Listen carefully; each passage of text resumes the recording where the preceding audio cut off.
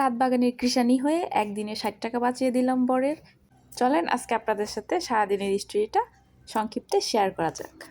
এটা ছিল দুপুরের রান্নার আয়োজন। এটা একটা আলু, সেটা কি আলু আমি জানি না, কিন্তু এটা একটা আলু বিশাল সাইজের ছিল, হয়তো এটা গাছে ধরে।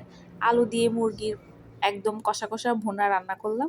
তারপর টমেটোটা কাটছি, মাছের সাথে ব্ল্যান্ড করে দিব। তাই মাছটা হচ্ছে আইড় মাছ, এটা ভুনা করলে বাসায় সবাই অনেক পছন্দ করে। এজন্য আমি এটাকে সুন্দর করে মশলা দিয়ে কষিয়ে কষিয়ে রান্না করছি। বাসার সবাই মশলা ছাড়া রান্না খেতে খেতে বোরিং, এর জন্য তাদের একটু ভালো করে মশলাযুক্ত খাবার খাওয়ানোর জন্যই আজকের এই ছোট্ট দুইটা আয়োজন। মাছ ভুনা সাথে থাকছে মুরগি ভুনা।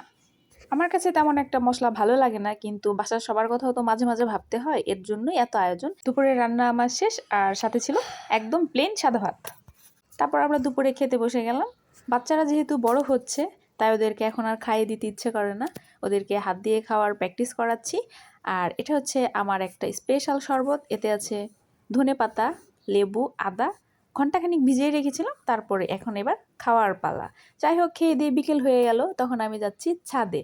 ছাদে যাওয়ার মেন কারণ, ছাদে আমার একটা প্রজেক্ট আছে।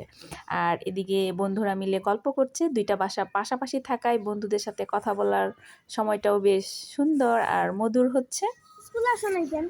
আমার জ্বর ছিল, শরীর খারাপ।